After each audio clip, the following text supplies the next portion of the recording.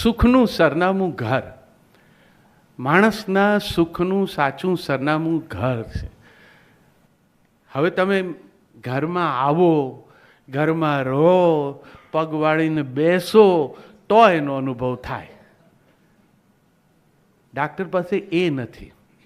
આ વિષય કાલે હું મુંબઈ હતો, મિત્રો સાથે વાત કરતો હતો. મેં કહ્યું ડાક્ટરો સાથે કાલે વાત કરવી છે જઈને, એટલે અંગત મિત્રો હતા એટલે મને કે કવિ તમારે ઠીક છે, રિટાયરમેન્ટ છે, હિંચકો ને કોફી ને છાપું ને મારી હું ફેસબુકમાં નિયમિત એક કોલમ લખ્યા કરું, એટલે તો મને કે તમને ફાવે.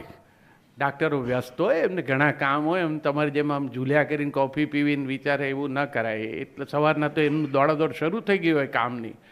એટલે મને યાદ આવ્યું કે હા એ ખરું, આટલું બધું દોડવું, એટલું બધું કરવું એ એમના કામનો ભાગ છે. અને તમે દોડો છો તો અમે ઊભા રહી શકીએ છીએ, એટલે એ તો વંદન જ છે તમને. પણ કેટલું બધું છોડીને કદાચ તમે દોડતા હશો. એટલે જ આ હાર્ડ અર્ન વેકેશન ભોગવવું, કારણ કે બહુ જરૂરી છે. ઘર આટલું સુંદર બનાવ્યા પછી જો ઘરમાં ન રહી શકીએ તો એનો શું અર્થ? કવિ રમેશ પારેખ, આપણી ગુજરાતી ભાષાનો એક સમર્થ ગીત કવિ, અમરેલીના, હવે આપણી વચ્ચે નથી. રમેશભાઈનું એક ગીત ખૂબ જાણીતું છે, સાંવરિયો રે મારો સાંવરિયો, હું તો ખોબો માગું ને દઈ દે દરિયો.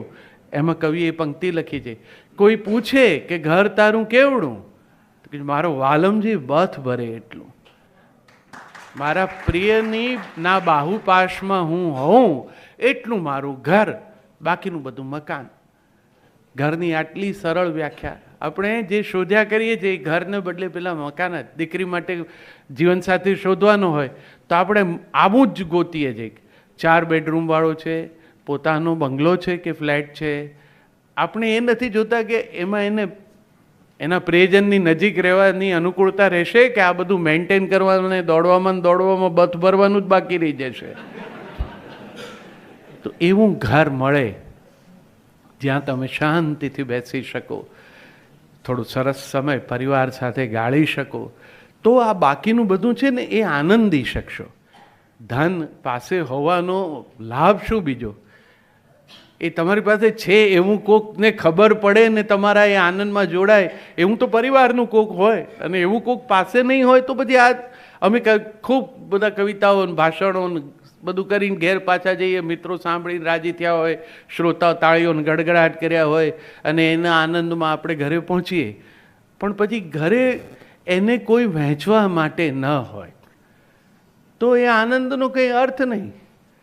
એ જે સાંભળ્યો એ ઓડિટોરિયમમાં એ તાળીઓ ત્યાં જ રહી, ભેગી આવી હોય તો પણ બહાર ખંખેરીને જવું પડે, કારણ કે પછીના ગાળામાં તમે એકલા છો. તો એ ન થાય. સફળતા હોસ્પિટલમાં તમને તમારા કામની મળે, તમે કોઈ પેશન્ટની આંખમાંથી આંસુ લૂછી શક્યા હો, એક સફળ ઓપરેશન કર્યું હોય, તો એનો એક આનંદ તો હોય જ છે. પણ એ આનંદ ઘેર આવીને એક વાત કરીને વહેંચી શકાય. 2 જણા સેમ ક્ષેત્રમાં કામ કરતા હો તો પણ એ થઈ શકે. હું એકલો હિંચકા પર બેસીને કવિતા કરું, પણ તમે 2 જણા હિંચકા પર સાથે બેસીને આજના દિવસની વાત તો કરી જ શકો ને. પણ એવું કરો છો ખરા? આવતા રવિવાર સુધી એક લિસ્ટ બનાવજો, ધણી ધણીયાને ડાક્ટર હો તો, કે આખું અઠવાડિયું આપણે એકબીજા સાથે શું વાત કરી. બસ આવતા રવિવારે આવા સેમિનાર રાખવા બદલ તમને ઠપકો મોકલશે લોકો.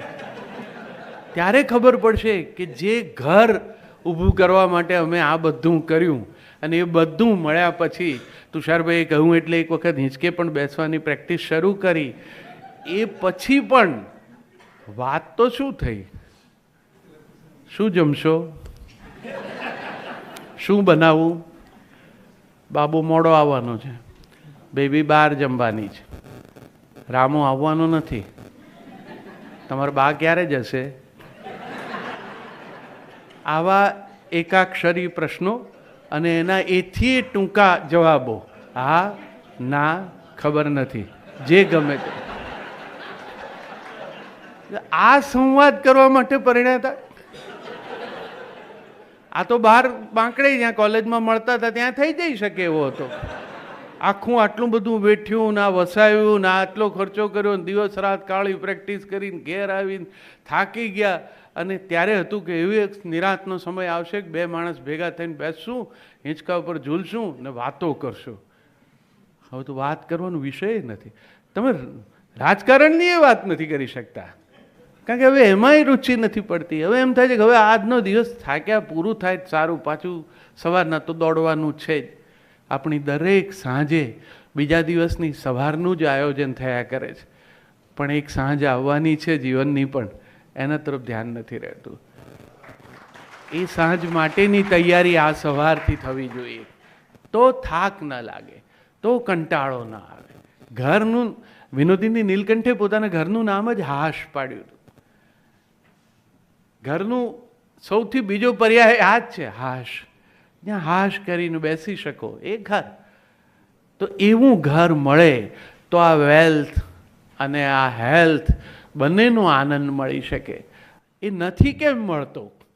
કારણ કે બે જણા ભેગા થઈને જે આખી યાત્રા, એક હું હોય, એક તું હોય, આ બે એકાક્ષરી છે, હું અને તું. એ બે ભેગા થાય એટલે બે અક્ષરનો શબ્દ બને અમે. અને ઘર એ બે અક્ષરનો શબ્દ છે, જ્યાં બેઉ જણ જોડે છે. મારી એક વિડીયો ખૂબ ફરિયાદ કરે છે ચકાચકીની વાર્તાની, અને હું હંમેશા ખાસ પુનરાવર્તન, ફરી પાછું પુનરુક્તિ દોષ કરીને પણ કહેવાનું હંમેશા પસંદ કરું, કારણ કે પહેલી બાળ વાર્તા હતી જે આપણે બધાએ સાંભળેલી. તમે ડાક્ટર નહોતા થવાના નક્કી થયા એ દિવસોમાં સાંભળેલી. એક હતો ચકો ને એક હતી ચકી. ચકી લાવી ચોખાનો દાણો ને ચકો લાવ્યો મગનો દાણો. હવે એ વાર્તા એ વર્ષોમાં સાંભળીને કાન પરથી પસાર થઈ ગઈ. ચકાચકીમાં થોડો રસ હશે, પણ નાનકડા હતા એટલે નાના નાના પંખી પૂરતું, પણ વાતમાં કંઈ પછી જ્યારે ખરેખર યાદ કરવાની હતી ત્યારે યાદ ના આવી.